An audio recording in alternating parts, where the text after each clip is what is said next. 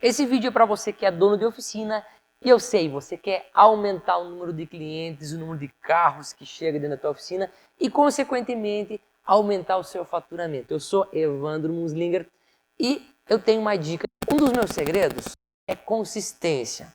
Você vai me perguntar, Evandro, o que é consistência? Eu vou te explicar. Consistência é quando a gente aplica algo todos os dias com a mesma intensidade, com a mesma força, com a mesma vontade todos os dias. E nesses 16 anos de oficina, eu vou dizer para você que eu aprendi que o que eu mais perdia dinheiro era quando a gente demorava para fazer um diagnóstico de um carro.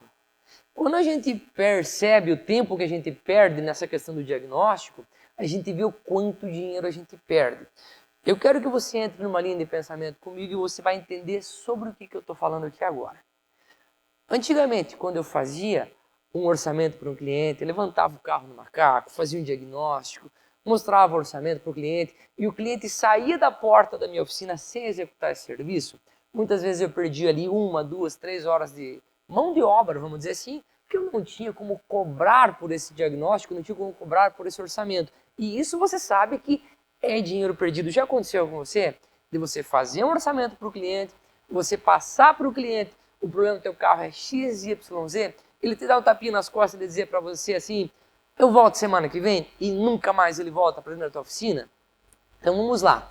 Isso a gente pode com toda certeza diminuir drasticamente dentro da oficina com consistência. A primeira coisa que eu vou falar para vocês, um dos meus segredos, anota essa dica. A gente precisa diminuir o tempo de diagnóstico. E como que eu vou diminuir o tempo de diagnóstico? Simplesmente com o conhecimento técnico, saber o que a gente está fazendo. Quando a gente conhece os sistemas do carro, o carro chega a uma determinada falha, você vai lá, faz o orçamento, você faz o diagnóstico e você diminui esse tempo trabalhado em cima do carro no pré-orçamento, na primeira olhada no carro que você dá. E o porquê que eu digo isso? Porque às vezes a gente não consegue fechar o orçamento e esse tempo perdido é tempo jogado fora. É claro que tem muitas outras coisas que eu vou ainda passar para vocês, que são dicas ótimas, por isso eu digo para você não parar de seguir a gente, não parar de assistir os nossos vídeos, porque outras dicas assim que a gente pode estar passando, que você vai assistir mais para frente aí, são técnicas de venda que você vai utilizar para que o cliente volte dentro da tua oficina. Tem muitas outras coisas como precificação, montar uma ordem de serviço. Eu estou aqui dando um spoiler, vamos dizer assim, para dizer para você, continua seguindo.